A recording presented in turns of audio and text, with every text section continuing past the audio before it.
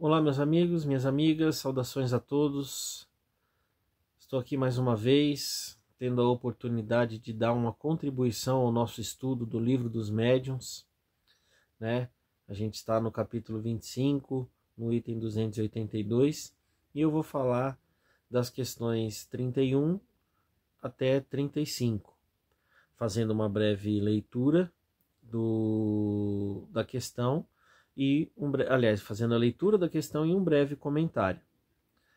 Antes, gostaria de pedir a todos que cerrassem os olhos, pedindo a proteção e o amparo dos nossos mentores, do Mestre Jesus, para que a gente possa ter o discernimento, o auxílio e a paz necessária para que a gente possa absorver o conhecimento dessas questões, dessa leitura, desse estudo, e que a gente possa estar em sintonia para poder aprender e colocar em prática aquilo que a gente aprende.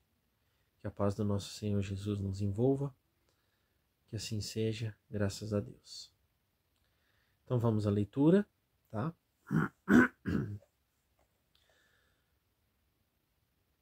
Questão 31.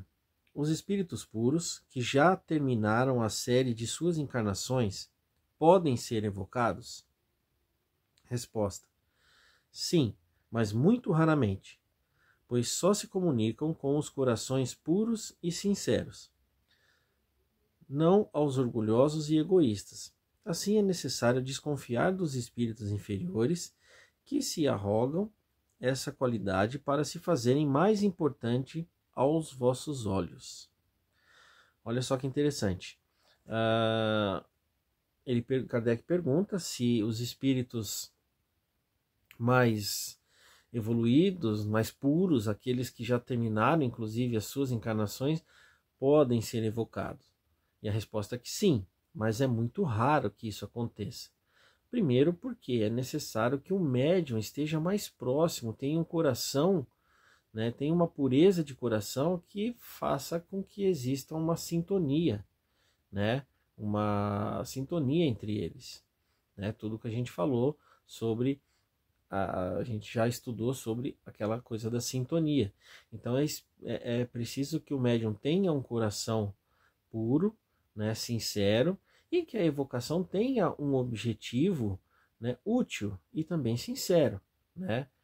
Então, e fala para tomar cuidado também para que naquelas evocações em que o espírito fala em nome de Santo Agostinho, Bezerra de Menezes, né, ou nomes de espíritos que a gente sabe que são mais evoluídos, para que a gente tome cuidado, para que a gente não caia nas enganações, né? Não caia naquelas armadilhas que os espíritos menos evoluídos podem pregar na gente.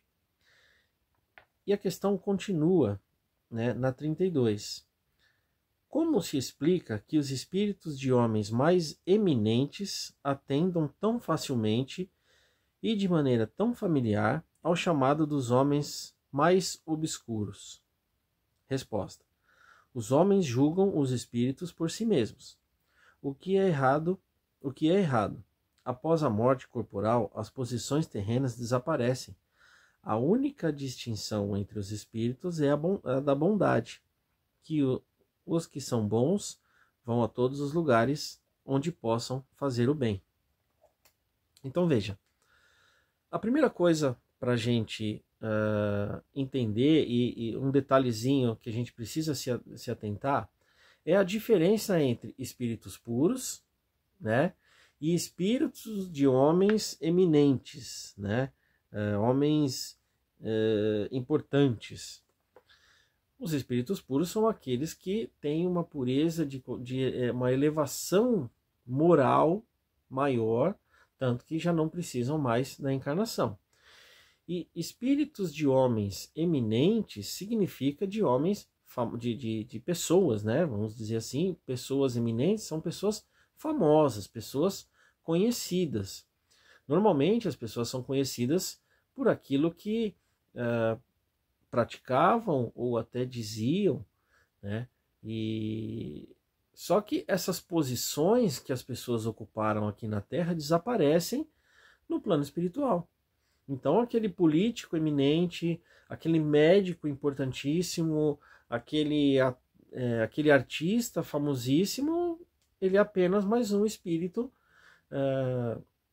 no plano espiritual. Ele só vai se diferenciar se o coração dele for puro, for bom. Aí ele vai ter realmente, né, uma diferenciação. As diferenças no plano espiritual é de coração bom e coração puro, né? É isso que faz a diferença, né? E ele fala, né, porque então esses espíritos que tinham nomes importantes, né, às vezes se comunicam com pessoas que são próximas a elas, né, na questão interna, né? Pessoas que se vangloriavam pelo nome, pelos títulos que carregaram na Terra, eles vêm até médiuns obscuros, têm facilidade, por quê? Por causa da sintonia, né? Então, assim, quando a gente evoca um espírito de um artista famoso e, por exemplo, esse artista da comunicação, não significa que somos privilegiados, a reunião está sendo privilegiada, mas sim que existe uma sintonia. E muitas vezes esse espírito precisa mostrar, às vezes a gente vê esses espíritos mais conhecidos dando demonstrações de necessidade quando chegam no plano espiritual. E até mesmo contando né, as suas dificuldades. Então tem que tomar muito cuidado sempre com essa coisa da diferenciação de espírito bom para espírito que carregou um nome importante. E aí a gente passa para a questão 33, que diz assim: quanto tempo depois da morte se pode evocar um espírito? Resposta: pode-se evocá-lo no próprio instante da morte, mas como então ele ainda se encontra em perturbação, só imperfeitamente pode responder. Aí tem aqui uma observação. Sendo muito variável a duração da perturbação, não se pode fixar um prazo para evocação. Não obstante, é raro que o espírito, depois de 8 dias, não esteja suficientemente conciso do seu estado para poder responder. Às vezes, pode fazê-lo muito bem, 2 ou 3 dias após a morte. É possível, em todos os casos, experimentar de maneira prudente. Aí tem aqui uma nota do tradutor. Nunca se faz evolução no momento da morte, a evocação no momento da morte. A pergunta colocou apenas uma possibilidade que os espíritos confirmaram. Aliás, o espírito recém-desencarnado não atenderia se não tivesse em condições e não recebesse permissão dos espíritos superiores. No caso de atender é porque isso seria benéfico, segundo vemos na resposta a 34. A gente vê, por exemplo, no livro Céu e Inferno, né, onde Kardec transcreve algumas evocações, algumas depoimentos de espíritos. Acho que teve 1 ou 2 casos lá que ele se manifestaram logo após a morte. Mas não existe um prazo para isso. É possível, mas não é como é que fala? Não é bom às vezes, né? É necessário critério. Primeiro porque um espírito que acabou de fazer a passagem, ele ainda está com perturbação, né? Eu lembro que logo no começo da minha trajetória eu pedi informações sobre uma pessoa que eu conhecia e que tinha desencarnado meses atrás e ela ainda estava em estado de sono. Recebemos uma resposta de um espírito próximo a ele, acho que ou o seu mentor ou aquele que estava cuidando dele, apenas para dar a notícia. Ele não pode falar, mas já está dormindo, está bem, está num sono reparador para acordar e não tem prazo para isso acontecer, enfim. Depende de cada espírito, depende da necessidade, essa evocação, depende do quanto bem vai fazer para o espírito essa evocação. Tanto que a questão 34 faz a seguinte pergunta: a evocação no instante da morte é mais penosa para o espírito do que mais tarde? Resposta: algumas vezes. É como se vos fizessem levantar no meio do sono, sem estares completamente acordado. Não obstante, aos que não se mostram de maneira alguma contrariados e aos quais a evocação até mesmo ajuda a saírem da perturbação.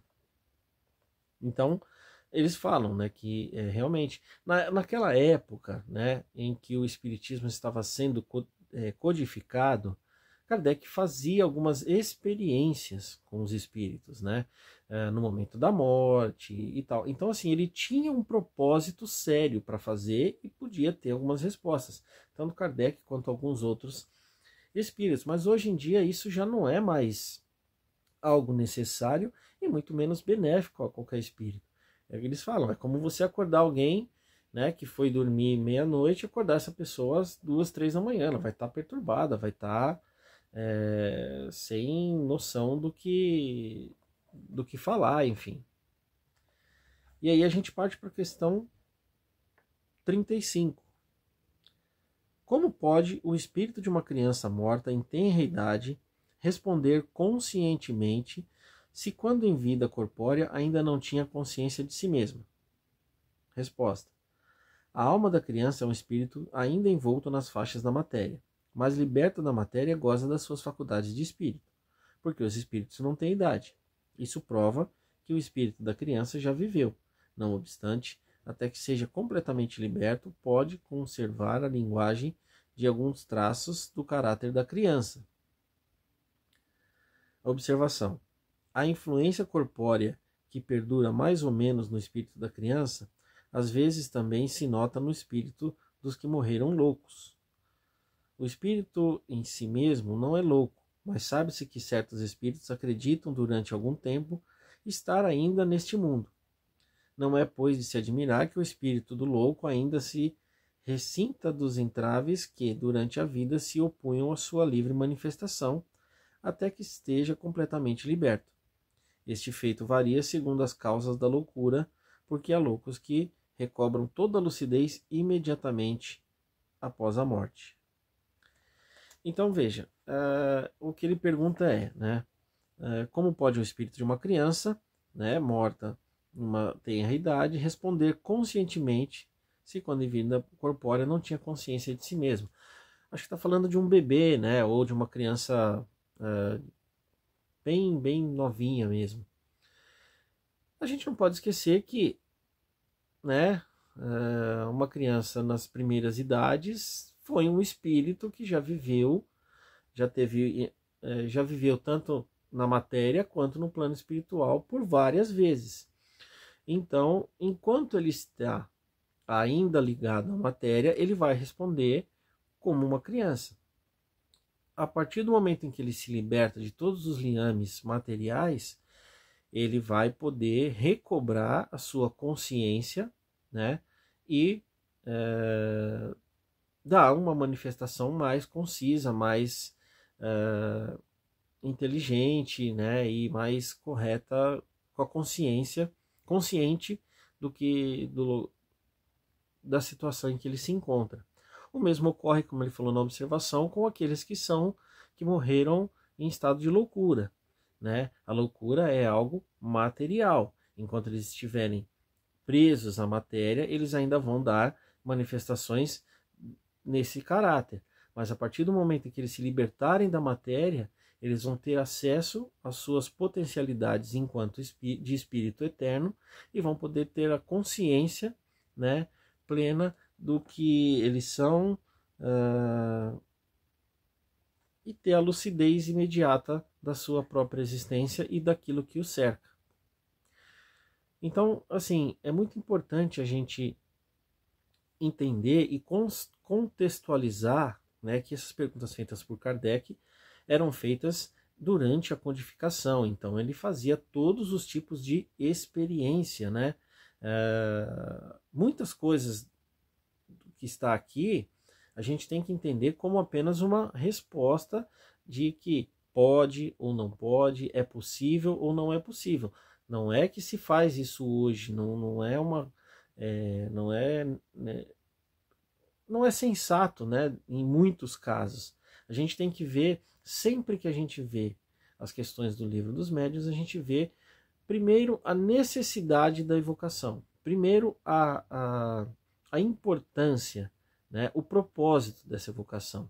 E aí a gente vê se ela é possível, se ela vai ser útil, se ela vai ser benéfica, né, tanto ao espírito, né, desencarnado, quanto aos que estarão presentes na reunião. Então agora eu deixo essas questões para a gente elaborar e desenvolver no grupo, no momento do estudo. E mais uma vez eu agradeço, peço a todos